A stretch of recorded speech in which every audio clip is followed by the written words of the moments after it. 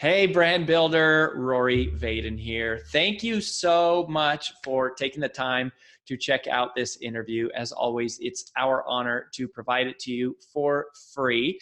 And wanted to let you know there's no big sales pitch or anything coming at the end. However, if you are someone who is looking to build and monetize your personal brand, we would love to talk to you and get to know you a little bit and hear about some of your dreams and visions and share with you a little bit about what we're up to see if we might be a fit. So if you're interested in a free strategy call with someone from our team, we would love to hear from you. You can do that at brandbuildersgroup.com/podcall, brandbuildersgroup.com/podcall. We hope to talk to you soon.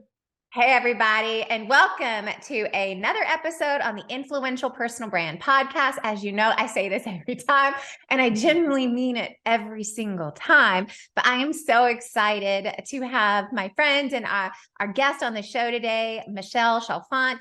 And there's a couple of things that I think you need to know. So before you settle in and go, is this the episode for me? I'm just going to go ahead and tell you. It is. This is an episode for you because we're not talking about unique or specific business tactics today. However, what we're going to talk about today is one of the most common and universal things that you require to be successful in business and in life. And it's self-worth. It's self-confidence. It's the belief in yourself that you can do what you were put on this planet to do, what you were set out to do, most likely whatever it is you're doing, which is why you're listening to this podcast in the first place. So it is, I'm going to say it's not a traditional business tactic, but it's one that is absolutely necessary in the space that we're in, building your reputation, building your personal brand, and doing it with authority and authenticity. So it is for you. So now you know this is the episode for you. So stay tuned and listen to the whole thing. I promise it's going to be worth your time. Now, before we get started, let me just do a quick formal bio of Michelle, and then I will also give her a chance to introduce herself a little bit more casually. But she is a licensed therapist, a master life coach, and the founder and CEO of the Michelle Chalfant Company. She also leads this wickedly awesome podcast called the Adult Chair Podcast, which blends psychology and spirituality together, which is probably, to me, one of the most foundational, important things in all of our lives is how we're connected spiritually, which drives all of our business decisions and life decisions. It also is globally recognized. It's got millions and millions of downloads. We'll put links to it, but you definitely want to check it out.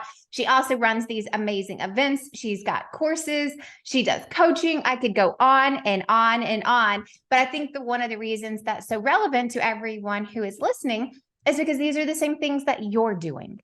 These are the same things that you want to do. And so how do you go from not doing those things to doing those things? So Michelle, welcome to the show. Thank you so much, AJ. That was such a warm welcome. I loved it. I feel like I'm joining a party. I'm like, oh, that's how it should feel. That's so fun. All right. So help our audience get to know you a little bit. Like, how did you get into this space of coaching and events and content creation and courses?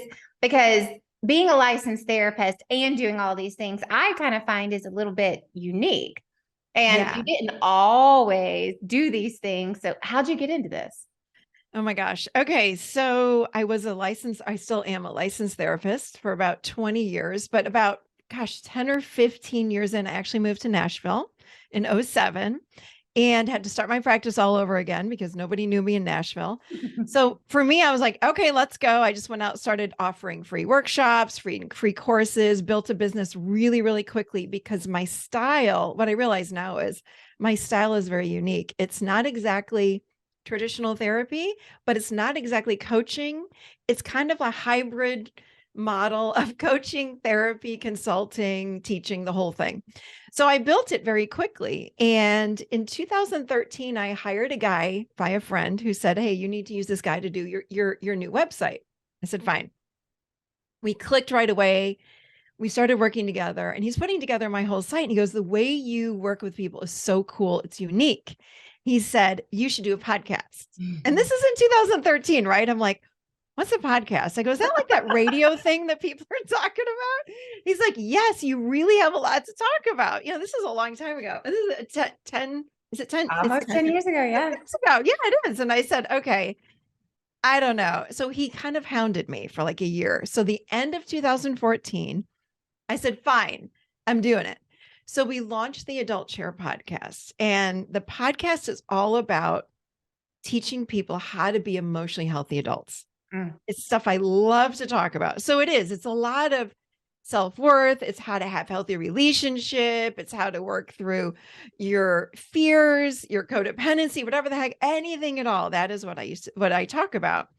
So that happened the end of 2014. I did not even pay attention to the stats. I didn't care about them. I was like, oh, this is good. I didn't really want to do it. I was like, I'll do it for my clients. So it was fun to say to my clients, like, hey, you want to learn how to set a boundary? Go listen to number 15. I just did a podcast on it. So anyway, that was the end of 2014. By 2018, 19, it's really, then the podcast world is really growing and it's taking off. It's getting bigger and bigger and bigger. And I realized I'm like, I need to do more, because what was happening was my business that was already full-time, I was getting people all around the world hitting me up for sessions, because I was also a coach at that time. I became a coach, I think sometime like maybe 2010, something like that. So I did that to my trainings. So I could see clients anywhere in the world. So I was getting reached out to, from Germany to San Francisco to China. People were like, hey, I want to see you can I see you as a coach? Well, I couldn't, because I was already full-time. So I said, let me create something for them that will appease them. Right. So I did a membership. I started a membership in 2019. I kept getting hit up. They're like, well, we want more. We want people that know how to talk about what you do. I was like, well, what am I going to do?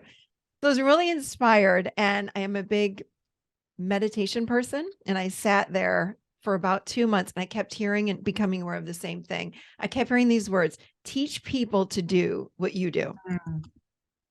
So with that, I said, I'm going to create a coaching certification program, and I'm going to teach people how to do what I do, but frame it through their own style. Right. So we launched that in 2020. And so now we have this global, people from all over the world are taking our certification program. We are now, this is the year. So we've run it since in the middle of COVID is when we launched it, if you can imagine. We launched it in September of 2020. We're now in our 3rd year. Now we do 2 programs a year. So we're launching our next one this June in 2023. And it's such an incredible way, because my mission is to bring healing into this world. So I have this vision for creating this army of light workers, like these army of coaches that can go out into the world and really multiply what I'm doing. And again, it's not all about me. I'm not the only person doing this work, of course, in the world, but I love that we're able to reach more people through our coaches. So that is right. That is where I am today. So I've got a book. I've got another book coming out. I just gave it to my agent the other day. Congrats. Yeah. So when did your first book come out? Oh gosh, 2018. Yeah. So the first book really outlines the adult chair model. And then again, I do the live teachings. I've got the podcast, and now the coaching program is really the biggest thing right now. And you have a new book coming out. I don't know when. I just gave it to him. He's looking at it. So I'm the beginning stages of that. Probably I'm going to say in the next 9 months or so to a year. Okay. So I think one of the things I was trying to do as you were talking, because a lot of people, what I have found, which will be very relevant to our conversation today. And I think this is really important, because I see this, no matter who you are, no matter what your business is we compare our step 1 to someone else's step 1,000. Yep. And we go, well, this just isn't working. And you've been doing it all of 6 months. Or you think it needs to be happening faster, but yet good things just don't happen fast often. It takes time and work. So I was trying to capture this, and I built a little timeline. I think this is important. So tell me if I missed anything, but I was trying to capture this. So 1, you've been a therapist for 20 years. So let's just pause for a second and go, y'all, that's an enormous amount of time building content and real life practice and doing this, right? This is a ton of already pre-existing value, education, information. Like, that's a lot. 20 years is a lot. So then in 2010, you became a coach. So just pause. That's 13 years ago for everyone who's listening. Then 4 years after becoming a coach is when you launched a podcast. Not the next day, not 4 weeks later, 4 years later. Then a book came out 4 years after that in 2018, not 4 months. This is so important for everyone. Then after the book, you're like, okay, now I've got a whole, one, you have requests, right? You have demand, but also it's like you've got frameworks, you've got everything built out. So then a membership in 2019. Then a year after that, a coaching certification program in 2020. And now, almost 3 years after that, a new book. Yes, that's it. So I just think that timeline is so important for so many different levels. And I think there's something that you said that resonated with me, and I was listening to this. And we do book launches for our clients. So we'll actually do the fulfillment of book launches. It's not the main thing of our business at Brand Builders Group, but we will help people that we work with on the strategy do the fulfillment. And someone on our own team, because Brand Builders Group as a company, as our own entity, is only 5 years old this year. So we're babies. It's just still a baby company. But somebody in our own company, on our own team, literally, I heard him in a side comment of going, well, this is just amazing. We just started doing that a year ago, and look at all these clients we have. We've had 12 people hit a New York Times or, a Wall Street Journal bestseller list. And I heard it out of the corner, and I was like, we just started doing this? And they were like, yeah, y'all just started doing this like a year ago, and look at all this. I was like, whoa. No. We did our own book launch in 2010. We've been doing this for ourselves for 14 years.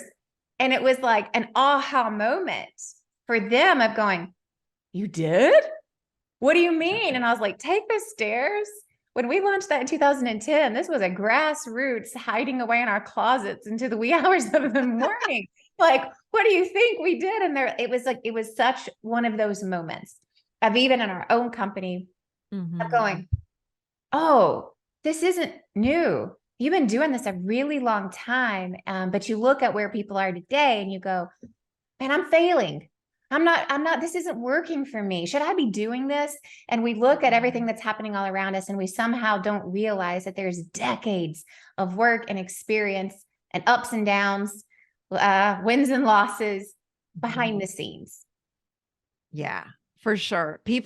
People absolutely look at the 1% that are making it and doing so well and making the millions and millions of dollars. And they think it's so easy, and they don't see all the struggles. In 2018, if I can tell you a little side story here about one of my biggest struggles, probably was when, again, the podcast is taken off. I mean, I'm getting hit up constantly. Like, can I work with you? Can I work with you? Can you come to this country? Can you come to this? Like, I was like, I can't do it all.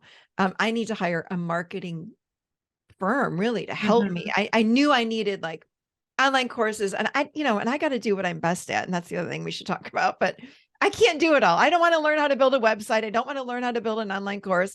I don't want to learn how to build a membership. I don't know how to do that. I'm not a tech person, but I can get up on stage and I can talk and I can write books and I can do all that. I'm going to do what I'm great at. So anyway, I researched marketing firms. I said, okay, I need to hire a company that can help me really launch this thing big time. And the one that I hired in August of 2018, I signed a contract with her.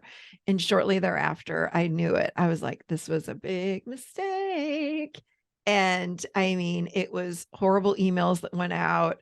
I'd given her a membership. I said, these are the ones that I really like. Well, she took one of them and copycatted it almost exactly. Like, I looked at it when it was done and I said, this is someone else's. I'll get sued for that. Like, it was, I can go on and on. I'm not going to go into it, but it was one thing after the next. I'd signed a contract. I was stuck with her for 6 months, $100,000 I spent on her.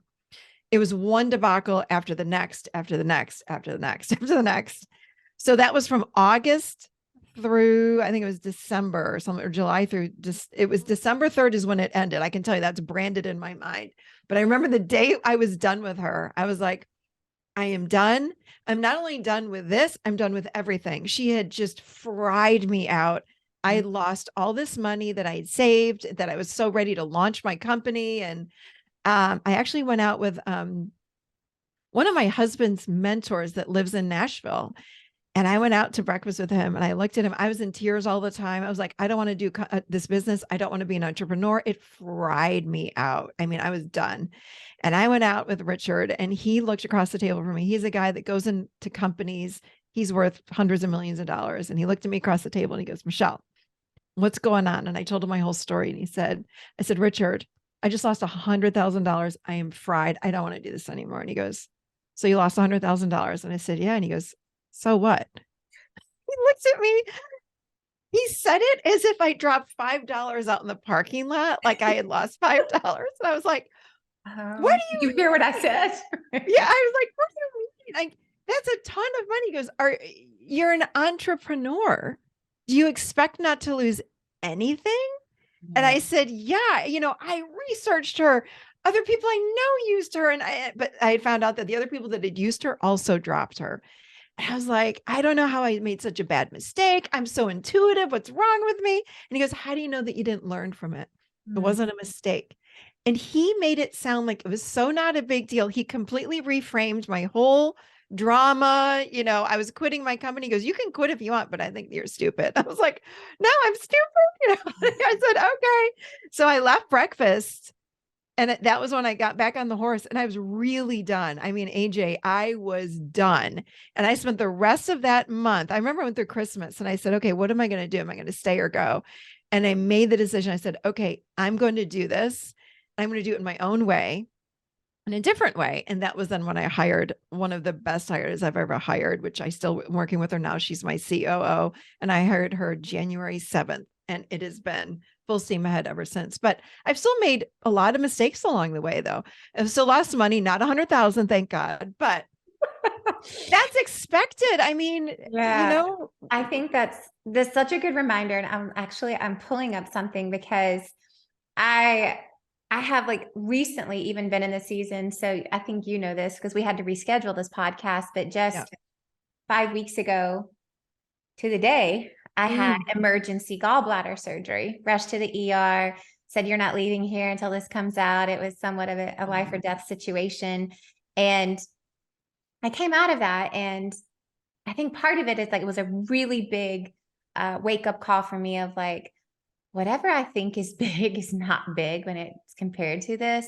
And it was a deep desire and a longing to change my schedule, change my priorities, but also paired with an unbelievable workload at this particular time. Brand Builders Group we're blessed. We're growing fast. We have lots of teams that have 2 young babies, just a very busy season. And I feel like over the last 6 weeks, I have been dropping balls left and right. I can't catch a break in terms of, and I think it's not that I can't catch a break. It's God trying to slow me down. He's like, woman, like, what else do I got to do for you to like slow down? And I've been really feeling a lot of like, oh man, it's like, I don't know if I'm just, maybe this isn't the season for me to be doing this role in our company and that own thing. And it was a very similar thing to like you going out and having this breakfast. And I pop open, I do a lot of like Bible study reading through a bunch of people that I follow on the gram. And I was like, this was like very, very similar to that of going, man, it's my own perspective. It's my own perception of my situation. And when we're too close to it, we can't even see what's happening. And I literally popped it up. And this is the very first thing I saw on my phone. And this was just like last week, like super relevant to what you were just saying. And it says, God is saying to you today, you have been questioning yourself lately and wondering if you are really strong enough or good enough to do what I have placed in your heart to do. But let me remind you that you can do all things through me. Don't let fear talk you out of your dream. And remember, I am with you and you will make it. You can do this. And it's so similar to like those breakfast conversations when I think we just give up too soon. We give up too easy because it's hard. Running a business, pursuing a dream, life is hard. It's hard. It's really hard. And, so we certify coaches now, like that is a big part of what I do. And it's so interesting because people get so excited about becoming a coach. I'm like, all right, now let's talk about going out and building your business, and let's go get some clients and let's go talk to people about what you do. And people are like, can you help me? I remember years ago, like 20 years ago, doing a lot of the MLMs, and even that, it's like, you got to go out and you got to ask for business. And I have no problem. It's easy for me. I love talking to people. Right. But I realize it's really hard for people like to overcome that and really put yourself out there. So let's talk about this for a minute, because I think this is a good transition, because one thing I know is true. It's like, you wouldn't still be in business if you weren't going, I'm going to tell people about this. And it's like the way that it has iterated and grown and evolved. I love it because it's organic, and it's like, I'll do what my audience tells me they want from me, right? Yeah, that feels 100%. true to me. Yeah. However, a lot of people want to be coaches. A lot of people are coaches, want to be authors, want to be speakers, and a lot who are. But I thought this was an interesting statistic, is that the coaching industry is the second fastest growing industry in the world right now. It's expected to do more than $20 billion in the United States, just the United States this year. There's more than, I think, 1.4 million people with coach as their title just on LinkedIn alone. There's so many indicators of going, man, there is a deep desire, a deep longing for someone to be like, help me. Right? Yes, and truly. Simultaneously for someone who's hearing that going, I want to do this. I'm not a therapist. I'm not a counselor, but I can coach. I can mentor. Yeah. But yet they can't get clients. So let's talk about, how do you bridge that gap?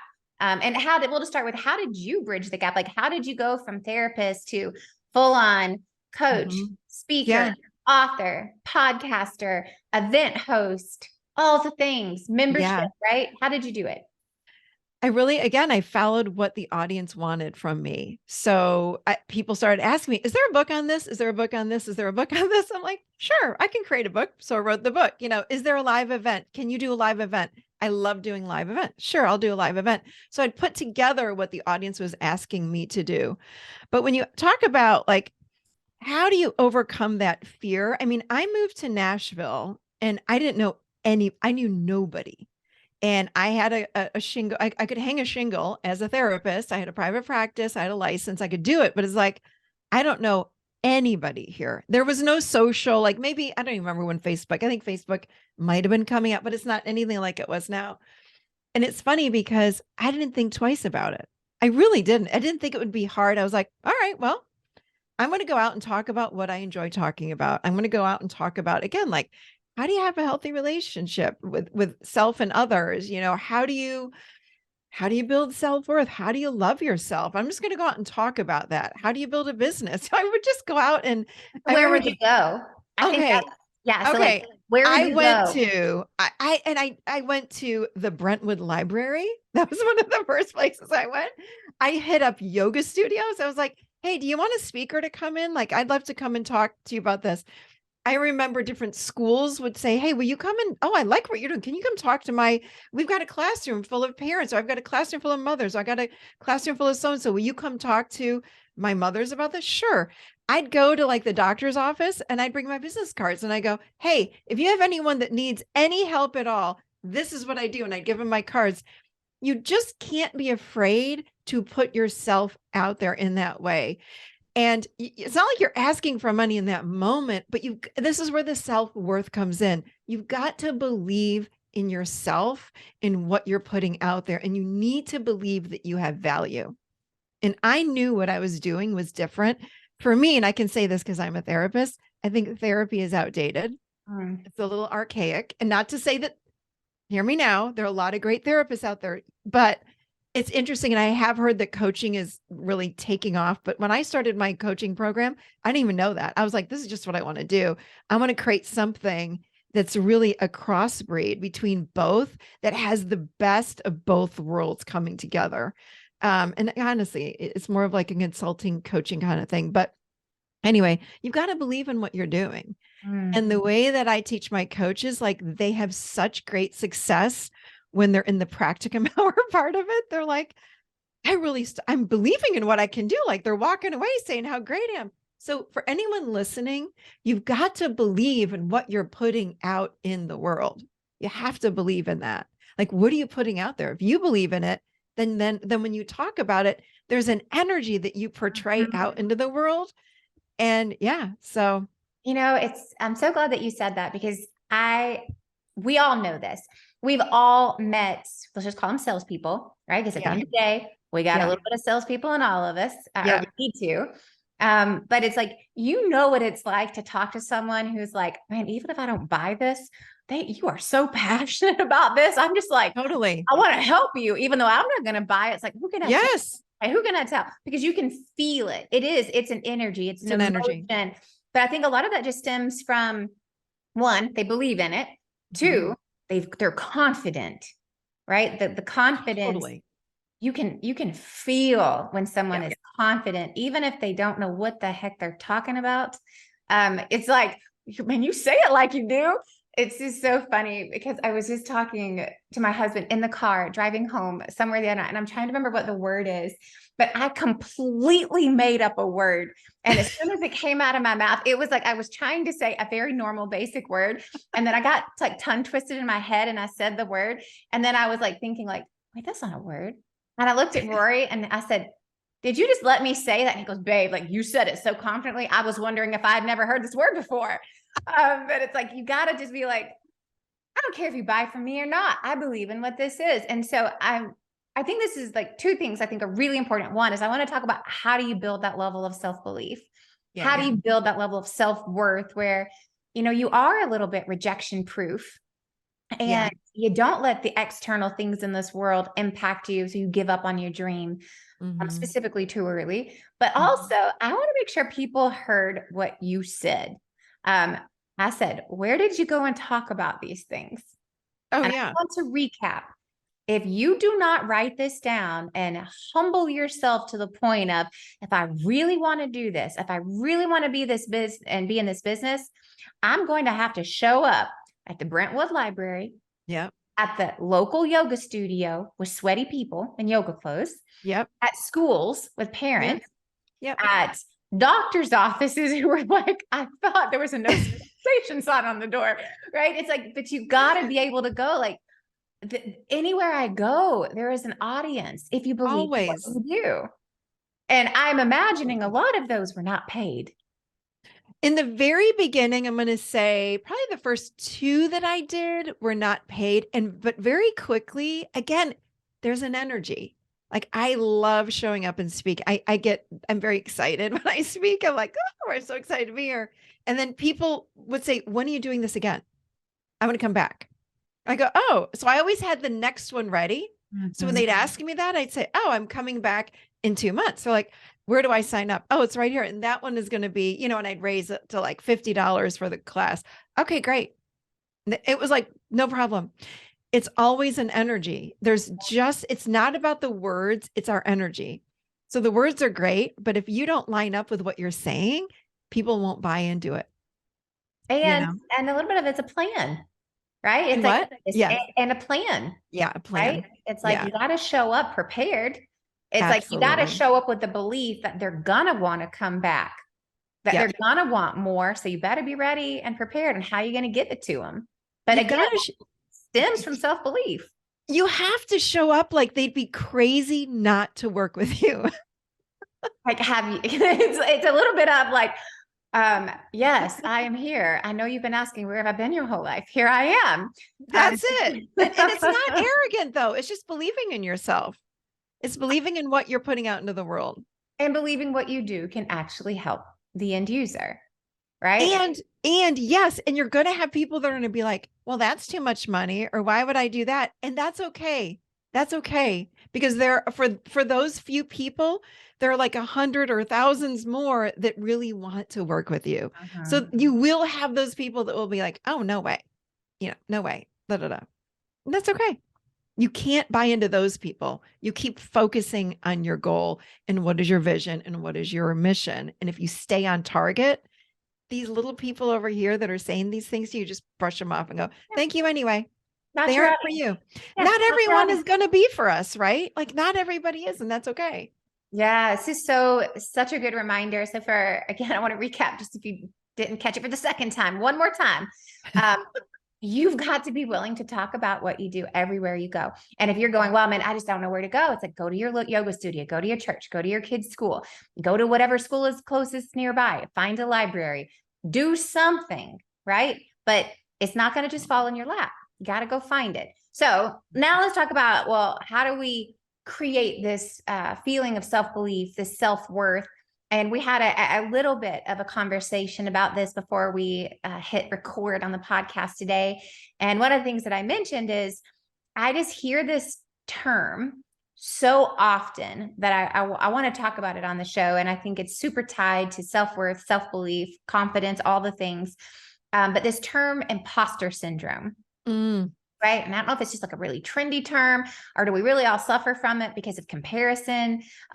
So I'd love to just unpack that with you in the conversation of how do we generate self-belief in ourselves. And so I'd love to hear from you, like, what is imposter syndrome and how do you know if you have it? Imposter syndrome is when we feel like we're a fraud. It feels like we are not capable of doing what we are doing. It feels like I'm giving you all the ideas you might have. Like you need more education, you need more training, you're not good enough. There are people that are better than you out there. You shouldn't be doing this until you reach this level, which the level keeps going up and up. There's a never ending point to that. So yeah, really it's feeling like a fraud, like you shouldn't be doing or offering what you are offering in the world. That's what it is. Where does that come from? You know what? You know who Stephen Pressfield is, The War of Art? Oh, yes. Yes. So great. Okay. So something that he said, which I love, and The War of Art is all about resistance. And I had him on the show and he said to me, when you meet resistance, you know you're moving in the right direction. That's how you know, because that part of that we are human beings that are filled with parts. So even though there's one Michelle sitting here, I'm filled with hundreds and hundreds of different parts of self. We've got a victim, we've got an inner critic, we've got a fraud, we've got an inner child, we've got all of these parts, right? So we all have it. And the more exposed we are and the more we put ourselves out there in the world, the greater the chance that we're going to get judged or criticized for what we're doing. So there's that inner part of all of us that we have, this fraud or this inner critic or this imposter, that will say, don't do that. Get small, stay small. Don't put yourself out there. So the way that you can turn that around is you look at and examine the thoughts or the beliefs that are coming up around this imposter syndrome or the fraud statements that you're getting, all of the limiting beliefs. So you might hear things like, you'll never be good enough. You are a loser. I'm not lovable. You don't matter. You know, whatever it might be that you're saying to yourself, you look at those statements and those are the statements that you want to go after and you examine, you say, thank you so much. I appreciate it. But here really is what's true. So what most humans do is when we have negative thinking, we push it aside. Like we just don't want to look at it. You know, people go home, they'll have a glass of wine or a bottle of wine, or they'll do whatever they can do to numb out. Well, those beliefs don't go away by numbing them out. It's like putting a Band-Aid on something. You've got to invite those beliefs in and get to know them. And when you get to know those beliefs, that's how you then transform those beliefs. You can't transform them until you get to know them. So humans will just say things like, that just feels horrible. And we don't really even know what the belief is. So slow down, stop what you're doing, sit down and close your eyes and ask yourself, what is coming up inside of me? What are these beliefs? And if you give yourself even a few minutes, you will hear the belief like, I'm afraid. I don't want to get judged. I'm going to get criticized, and that scares me. And that's all of these thoughts are okay. And they're so common. And that's what people don't believe. They're like, I think it's just me. I'm the only one in the whole world. Right? Definitely not. Definitely not. Right? People think, oh, this is just me. It's like, no. You know, I have one that that says, continue to get more trained. Like mine was like, you're not trained enough. I mean, I have so many certifications. It's ridiculous. It's like 30, like ridiculous amounts of training. And yet mine will come in and go, you need to get more. Now, thank God I've worked with it enough now. It slowed me way down, but you can't change those beliefs until you look at them. You got to look at them and you've got to decide what's fact and truth today in this very moment. And that's what the whole model of the adult chair is what I talk a lot about. And when we live in the adult chair, we live in this moment with fact and truth. And these beliefs are from a long time ago. So they're coming up saying, you're bad, you're not worthy, you're not good enough. And it's like, well, wait a minute. What's the evidence of that?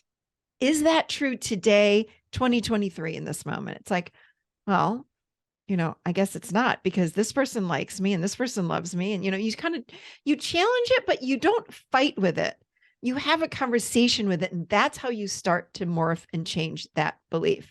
And then it gets quiet. And then when it rears up again, you go, I hear you. Thank you for that. I hear you. I know you think that I'm not good enough. I know you want me to not move forward, but I'm going to move forward. We're okay. And then it gets quiet.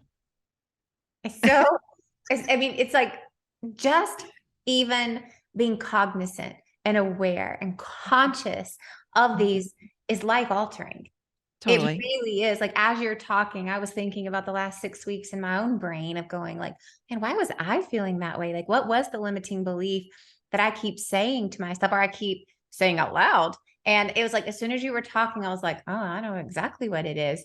I have caught myself saying, I just don't have enough time. Oh, Like 100 times in the last 6 weeks, because I've been healing and things are piling up and I haven't been able to work at normal capacity and all these things. And I have allowed myself to go. It's like, I literally let this idea of, because I'm not working a full work schedule, I'm not capable of being the CEO.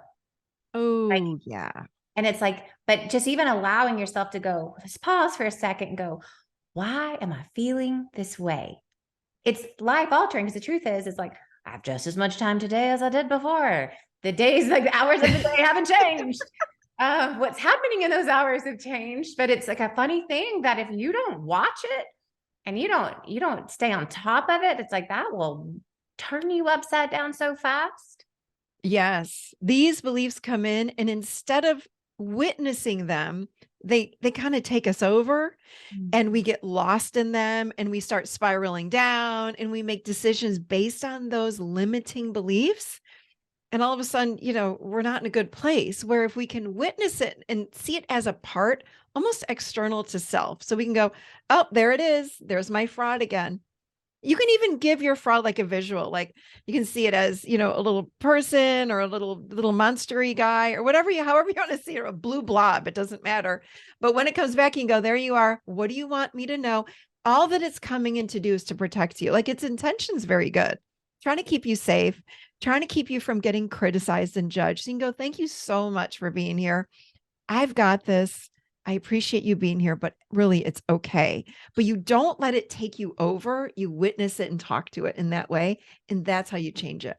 And this right here is why the coaching industry is exploding, right? Because we need these reminders. We need to vocalize them, verbalize them, tear them down, figure out how to conquer a lot of our own mindset. And I don't think that's new. I just think that, like, I know when we started our first coaching business in 2000 and, oh my gosh, what year was that? 2006. Wow. A long time ago. I just remember it was like the idea of having a coach was like they were very niche industries where it was widely accepted. I remember this is one of the most significant memories I have from my late 20s. And I was at a BNI networking meeting. I don't even know if they have those anymore, but I was at one of those, and they were, like networking hour or whatever. And they were going around and saying, what do you do? And I said, hey, my name is AJ Vaden. I'm a consultant. And I remember this one guy looks me dead in the eye, laughs in my face and says, oh, you mean you're unemployed? Oh my gosh. And I was like, no, I mean, I'm a consultant. And he goes, like, for real? Like, you actually have paying clients? And it was like such a taboo thing of, oh, if you're a coach, that means you don't have a job. Like, I remember that. But like today, if you don't have a coach, I'm wondering why not? I don't know anyone who doesn't have one or who isn't looking for one. Yep. And it's like, it's completely different just 15 years later. So on that note of like this whole thing of, because I really do think this lack of self-belief is the number one, I believe, regardless of what anyone else does, I believe, and I see it with my own eyes, it's the number one reason in my personal experiences of why your business fails. Yep. Because you stop, you quit. And a lot of that has to do with, are you going to be willing, confident enough to go and ask people for the business, even if they tell you no? So how do you build self-belief and self-worth? And I will just tell our audience right now, before we get into this conversation, because this will probably be a part of us wrapping up, because I'm a chatty Cathy and I could talk about this stuff for the next 3 hours. Have to watch the clock. I'm like, oh, countdown. You have put together this generous, thoughtful, extraordinary offer for everyone who is listening on the podcast today. And you have this awesome course called it's the self-worth bundle, right? Yep. And for all of you guys listening, Michelle has made this available for free to you today as being a listener of this show. So if you go to theadultchair.com/brand builders, so theadultchair.com/brand builders, you can get this awesome self-worth bundle for free, which is going to be a much larger expansion on this conversation that we're going to head into right now. So, Michelle, loaded question. How do we build self-worth? How do we get this thing? Yeah. So, oh my goodness. So again, with self-worth, we want to notice when we don't feel good about ourselves. We want to start slowing down and paying attention to the thoughts that we're having. I love journaling and writing them down because, we try to like master these things in our mind. So it's like, okay, well, I don't want to think that thought. I'm just not going to think it anymore. No, that does not work. You've got to write it down and then look at it. And then you can go, wait, is that still true today? Is it true? Is it true? And then you want to write down, what's the evidence that that is not true? So that's one thing. The second thing we want to do is start planting the seeds of the positive things that we want in our life, the positive beliefs. So it's hard to go from I hate myself to I love myself, but can you go from I hate myself to I like who I am today, or I'm starting to like myself? So you want to build that bridge to where you want to go. So find beliefs that feel right for you today, and you start saying those to yourself. You look in the mirror and you say those back and forth to yourself. I like myself. I'm beginning to like myself more, and look at it and then feel it in the body. When we feel these beliefs in the body, we're anchoring them in. That's what happens is, again, we try to do this mental ping pong. It's like, I don't want to think this thought. I'm going to stop. I'm going to have wine. I'm going to watch Netflix. I'm going to do it. Just numbs us out temporarily because the beliefs are there until we really look at them and work with them. Meditation is wonderful. And in this self-worth bundle that I put that I'm offering for you guys is 4 meditations. And one of them is on limiting beliefs. It's journaling prompts. It's all of those things so you can read, and it does not take a lot of time, but it really is a way to get you started to start changing your self-worth so you can feel really solid about who you are. Because again, if you don't feel valuable, then what you're putting out in the world is going to other people will feel that lack of value in what you are putting out. Comes from you, comes from inside. So again, examine the beliefs that you're having now that are in conflict with you and how you want to feel. Write them down, challenge them, figure out what's true today. And positive affirmations are huge, especially looking in the mirror. That's a great place to start for sure. So good. For sure. One of the things that I wrote down that I heard in my brain that you said is, it's like what we really do instead of dealing with this stuff is we distract ourselves. Oh, yeah. Right. It's like we grab the glass of wine, we say, I don't want to talk about it right now. We turn on a show and we veg out. We distract ourselves. And all the while we're just pushing all this stuff down and never actually going, I should probably address that. Should probably figure out why that's happening. And so I love this. And I love that you've provided some frameworks and meditations to like help people do some additional exercises. So y'all, please go grab the self-worth bundle. We'll make sure the link is in the show notes.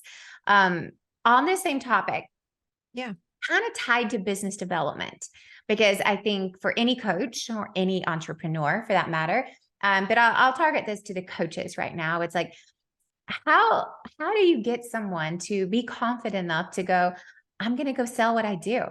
I'm going to go ask someone to pay me money to be their coach. Again, it goes back to why are you doing what you're doing? What gets you jazzed up? What gets you excited about doing what you're doing? From my own coaches, I'll say to them, why did you join this program? Like, what's your why? If you don't know what your why is, then you can't go out and sell yourself and offer whatever you're here to offer. And for my coaches, they'll say, well, I want to help you change the world. I want to change the world. I want to be part of that. This is the key, though. I say, okay, those are great words. How does that feel? What does that feel like in your body? That again anchors in this beautiful belief of I'm here to change the world. I want to change the world. When you feel it in the body, your whole body starts to expand. And then there's that energy. And then it's like the words just start to come. People have it backwards. People ask me all the time too, like, how do I set a boundary? Can you give me the words? I'm like, no, I can't give you the words, because you won't set a boundary until you feel worthy and you feel value. You got to go inside first. So no matter what job, no matter what business you have, you've got to believe in it. You've got to remember, what's your why? Why are you doing what you're doing? When you believe it, and you believe that what you're doing is really important in the world, not to everybody, but there's a target audience that really wants to hear from you. When you believe that, that is how then you can go out and sell yourself. And again, challenge the thoughts that will come up and say, you're not good enough though. For me, it's always about looking at the thoughts. What are the thoughts that are coming up? The thoughts are going to come up to trip you up. It just is. Every human has these thoughts that try to stop us. Get in touch with those. But again, more importantly, what's your value? What's your why? What's your reason for doing what you're doing? For me, it's like my North Star is I'm here to bring healing into this world. Everything I do is about bringing healing onto every human I can touch on this planet. That's my thing. That is what I'm here to do. And nothing's going to stop me. But I believe that for myself. So that's what others have to do for their own business as well. Yeah. It's like, you got to find that deep resonating belief of like, Yep. I don't care if you pay me or not. I'd still be doing this. Totally. I'm not doing this for the next 6 months. I'm going to be doing this for the next 60 years. Totally. But you got to kind of have that like longevity perspective in it. I love that. I think it is true. It's like, you got to know your why, and then you got to know your who. Like, who are you doing this for? Right. Yeah. I think that's so, so good. Okay. So 2 last quick things. And this can be rapid fire. We don't have to go into like deep dialogue if we don't have time, but I think these are 2 really just quick things. You mentioned earlier, it's like, way in the beginning in the early of the conversation of like, I just learned, it's like, I have to do what I am best at. And that's not everything. Mm-hmm. So how do you learn to say, this is what I'm best at, and this is what I'm going to do, and this is what I'm going to go hire out? So it's like, what phase in the journey you're going, listen, you are no longer the person who can do all the things. Yes. So this, again, I go back to my body as a barometer that tells me I'm very in tune with what I feel. And again, it goes back to energy. So if someone says to me, and let me give you an example, way in the beginning in 2000, whatever it was, 14, 15, I remember I was working with a guy that started the podcast with me, and he goes, you need to start doing social media posts. And I was like, okay. And he sat down with me and he did a tutorial for me. Like, he could do it in 2 minutes. I sat there. I remember like checking out. My whole body was like contracted. And I'm like, I don't like this. Like, I don't want to learn this. I'm feeling resistance. So there's resistance from fear, and there's resistance because it's just not my thing. I wasn't afraid to do it. I was resistant because it's not my thing. Like, if you said to me, go write 4 meditations and start writing a book, I'd be so happy, right? It's like, that's what I want to do. So the resistance came up, and I tried to do the first social post on Facebook. I remember way back when. It was crooked. The words were coming off of the thing. It took me an hour and a half, and I go, I'm done. I'm not doing this. And I remember in that moment, this is when like, oh my God, what was it called? Craigslist was big. And we used to post ads. It's like 2014 or 15 or whatever. So I went in there, I hired an assistant like that day, and it was so inexpensive. And I said, oh yeah, she turned it around in 5 minutes. I'm like, it took me an hour and a half. And I go, done. So look for that resistance. When you feel resistance, you're not meant to do it. And I talk to a lot of people that'll say to me, I'm going to design my new website. I'm like, are you out of your mind? Go to Upwork, like hire someone to do that. Do you want to do websites, for a living? They're like, no, I don't know what I'm doing. I'm going to take a tutorial on YouTube. I'm like, you're insane. Like, resistance, you hire it out. Upwork is my friend. So yes, I love it. I think that's like such a good reminder to all of us. It's like, there are so few things that only you can do. right? Totally. So do those things. There's a whole world of people who can do other things that you cannot do. So, all right, last question. We talked about this just a little bit, but you had mentioned a key part of what you do and all the things that you do is just teaching people how to be an emotionally healthy adult, right? Yeah. So in as few words, as quickly as you can, of going, I want to be an emotionally healthy adult. What do I do? My husband really wants me to be an emotionally healthy adult. So give us some tips. Give us some best practices. What does that mean? Okay. The whole model is based on 5 tenets. I'm just going to give you the 5 tenets. All right. You got to own your reality. That means get radically honest with yourself. What's going on in your life that you're not owning? Like, are you drinking too much?